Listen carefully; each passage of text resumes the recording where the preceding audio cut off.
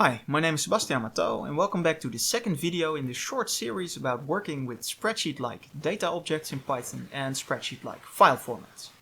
Now in the first video we saw how you can create a CSV, so a comma-separated values file, a tab-separated values file and an Excel spreadsheet, an xlsx file, based on a very simple toy data set with Rocky movie data, so titles and release years of Rocky movies. So just to remind you what that looks like, so we created this rocky.csv file.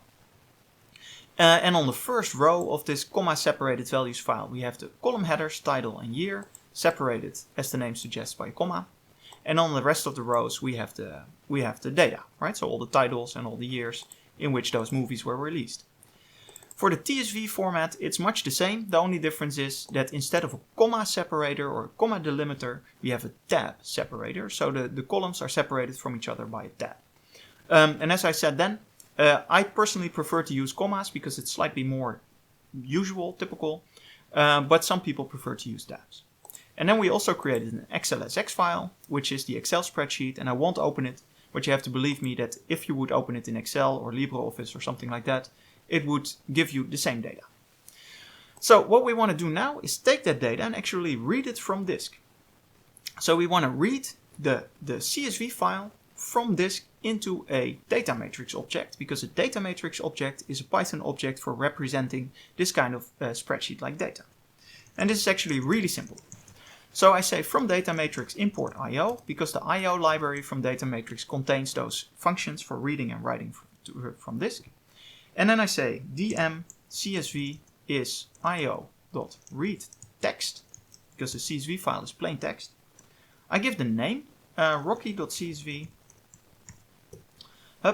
and that's it. First I also actually indicate that we want to work in this working directory, and then I execute it. So I execute this code cell by pressing this, and then you will see it actually creates here in the Workspace Explorer. We see that there's now a dm.csv file.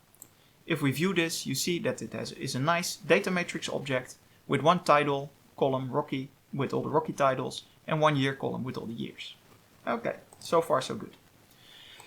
Now, if we want to do the same for the TSV file, io.read text, it is almost the same. The only difference is that we now have to explicitly indicate the separator. So we have to say the delimiter is not a comma, but it is a tab. If I select this, execute this, we create a dm.tsv, and if we view this, you see it's exactly the same as it should be, right? Because it came from a different file format where we're loading it into exactly the same data structure.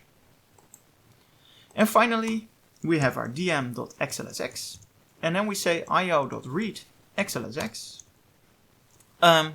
rocky.xlsx. If I select this and execute it, we create a dm.xlsx, and again, it is exactly the same data. So here you see how we can read from three different file formats, CSV, TSV, and xlsx, the data into exactly the same kind of data structure, namely a data matrix object.